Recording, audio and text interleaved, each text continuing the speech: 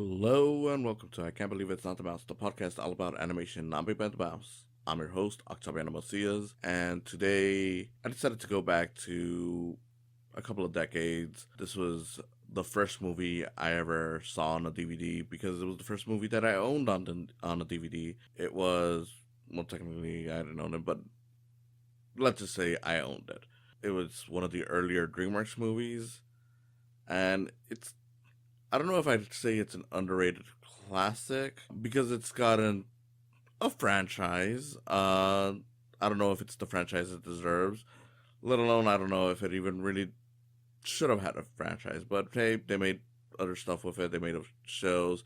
They eventually made another movie, which I have not seen, but we're going back to the 2D animated feature Spirit, the Stallion of the Cimarron. Before we get started, I just want to say, if you're listening to this on YouTube, go ahead and give it a like, subscribe to the channel, feel free to comment, and ring the bell for notifications. Also, if you're on Spotify or just any other podcast site, follow this show on those platforms. When we think of Dreamworks, we often think about their CG movies, and it's understandable. Most of their movies are CG. They started their whole legacy within the 90s. Their first film was Ants, which was a CG feature, and while they had some 2D features by the early 2000s, it was mostly going straight to CG. I mean, the last one they did that was 2D was Sinbad, I believe, and that was 03. So yeah, when we think of Dreamworks, we mostly think of CG, and that's fair.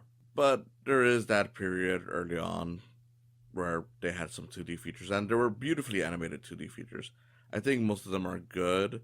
I think most of them have become a bit underrated in the animation world, but this one's definitely one that I think is special. I really loved it when I was growing up, and while I definitely can see its flaws as an adult, I do think that it holds up better than what some people might think.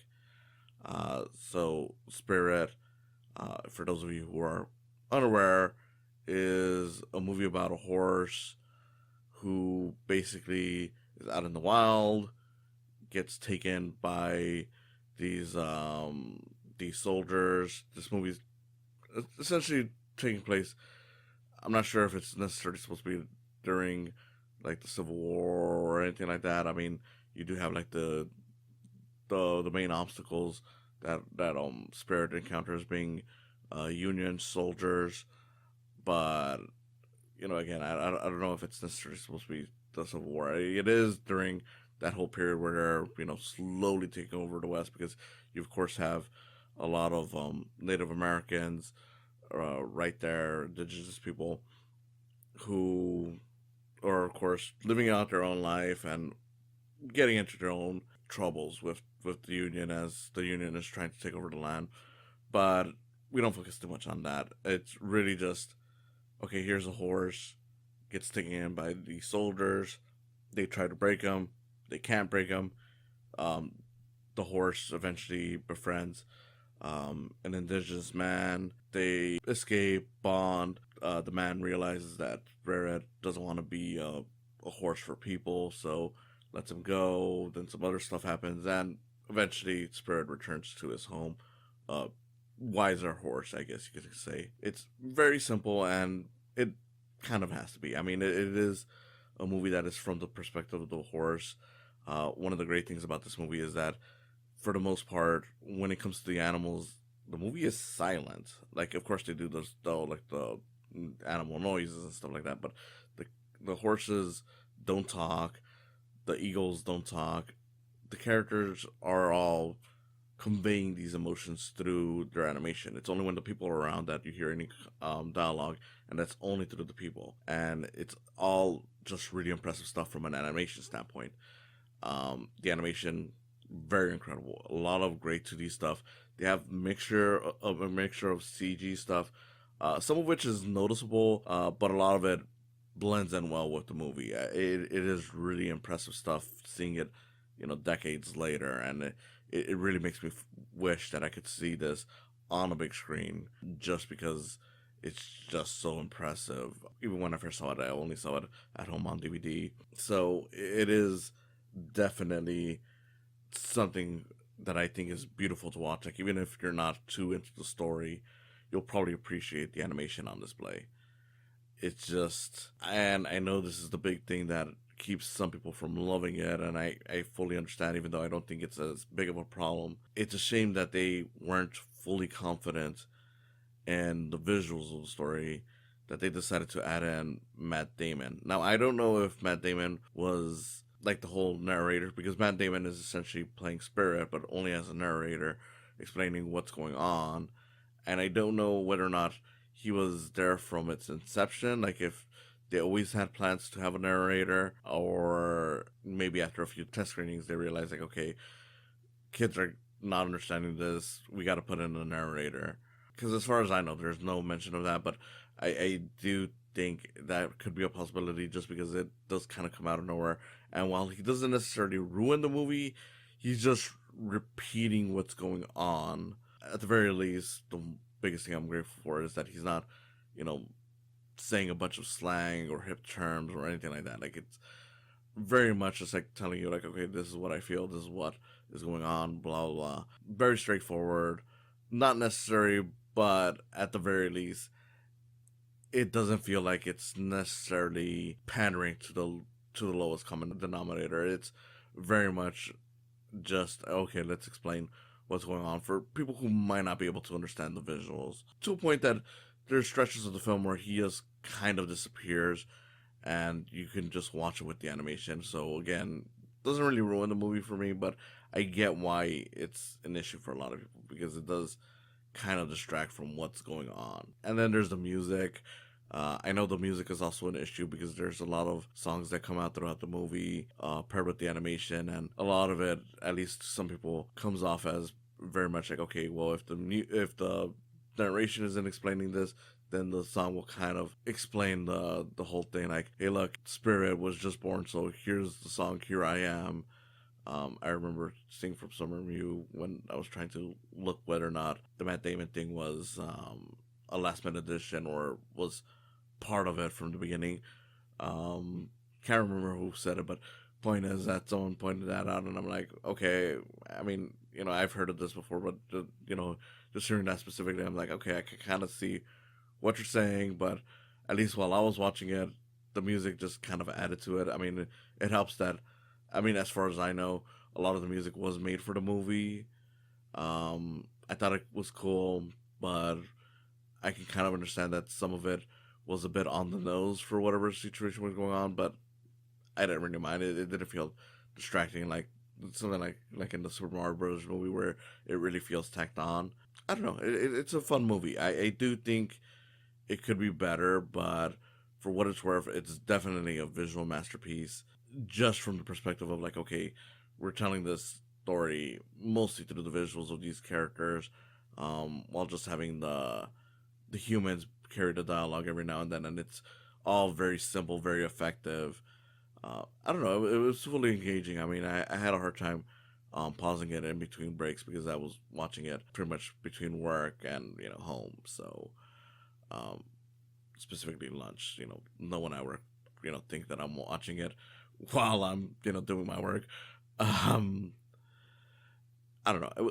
It's definitely a fun movie. I don't know.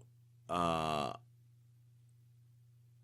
I don't know how it plays without the Matt Damon stuff for younger viewers, because again, I do wonder whether or not that might be what got it that.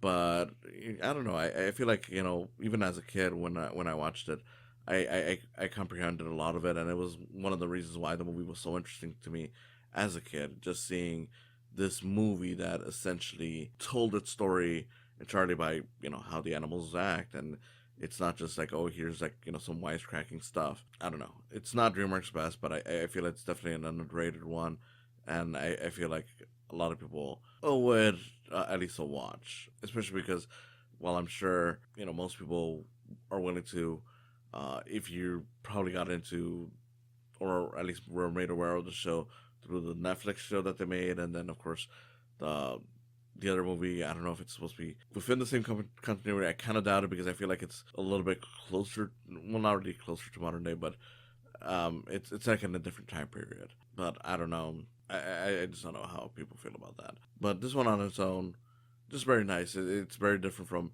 your typical DreamWorks movie. It's very different from your typical just animated movie in general, especially from the West. Especially given its time during its time, people were still very aware of like the Disney Renaissance style of animation because of course a lot of studios were trying to ape off of that. So it was nice to see something where it's like, well, the animals are gonna act like animals.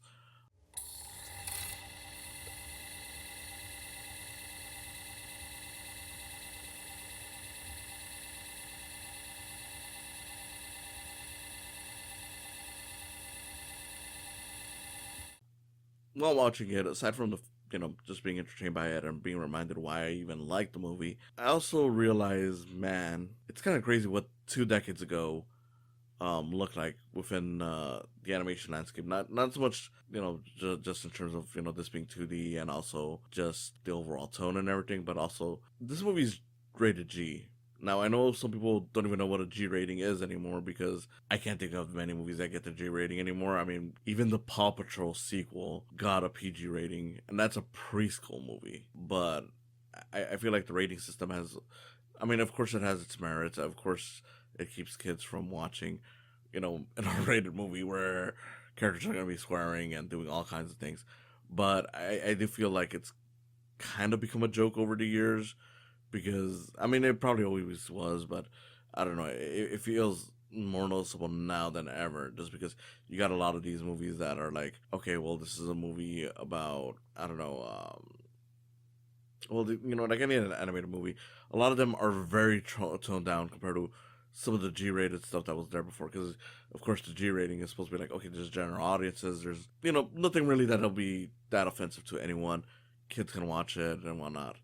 It's not like a PG movie where you're supposed to have a parent there to kind of keep the kids from going too wild or whatever. Maybe get terrified. I don't know. But you look at a lot of movies that get the PG rating now, and it's like, these are tame. And it's because there's so many restrictions on it. Like, this is a G rated movie where there's a lot of intent to kill the horse whenever it goes too out of line.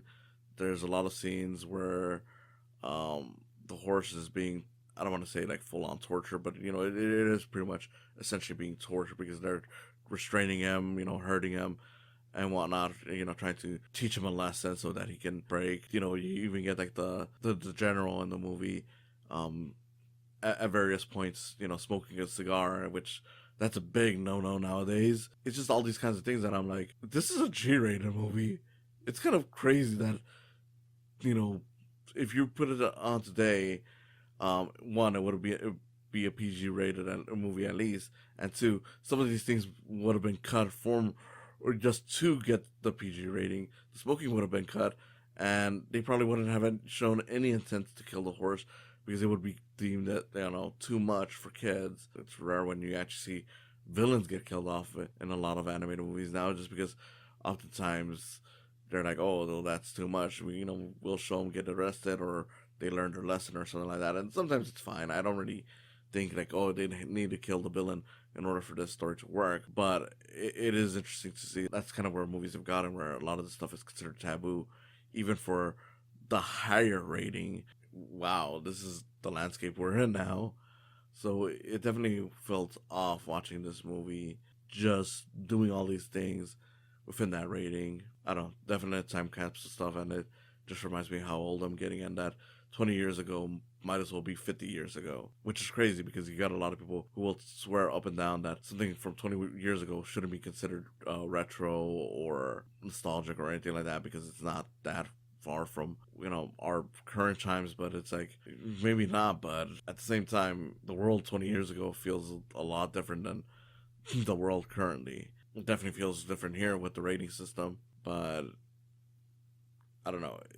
I guess Spirit is really just that intense. I mean, like I said before, the animation is definitely nice, and it definitely highlights a lot of those struggles so well that it's like, yeah, I definitely feel Spirit's tension and everything that's going on. I don't know. Wanted to throw that in just because it definitely caught me off guard watching it again, seeing just how different it is from even a modern PG rated film. Very different movie from a lot of movies that are getting made now, Dreamworks or otherwise.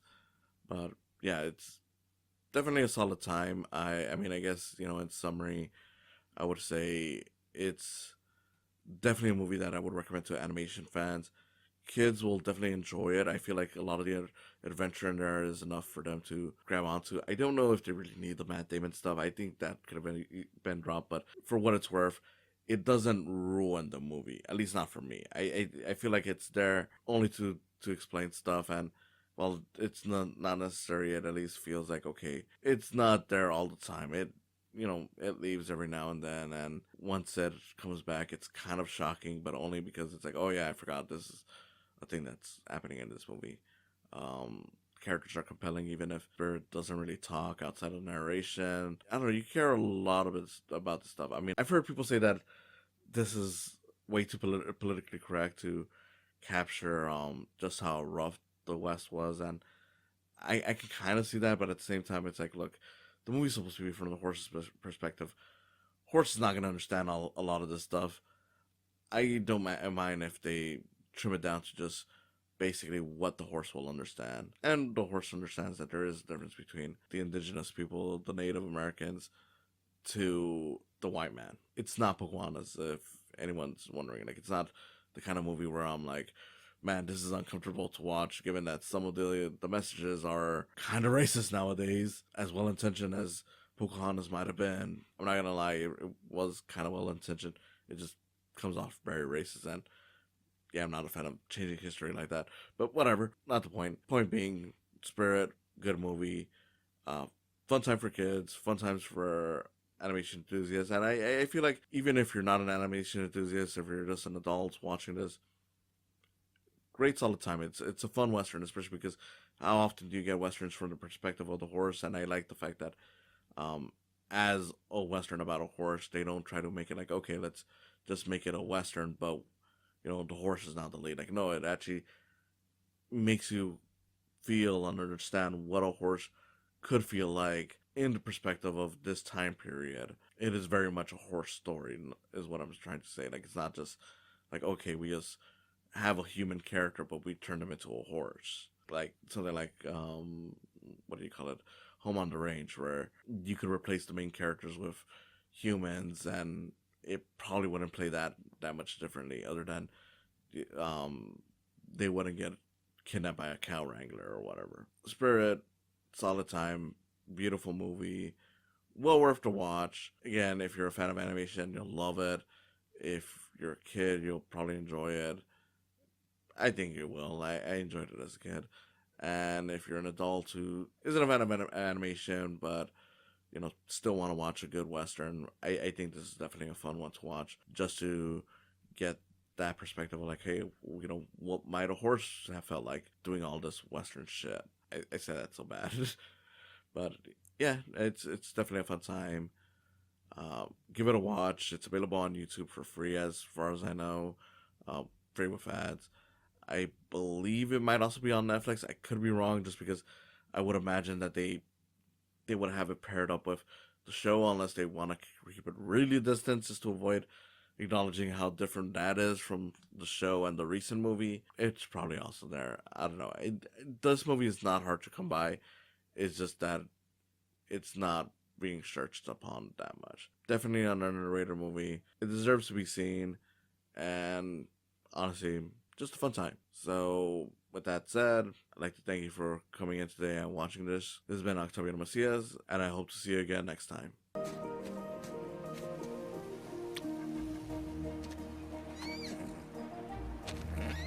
Thanks for stopping by. Go ahead and follow this channel. Subscribe, like, and comment. Ring the bell for notifications. Go ahead and also follow my podcast, and give some love to my Patreon account while you're at it. It's www.patreon.com/saicams. Again, thanks for stopping by, and I hope you come back for more in the future.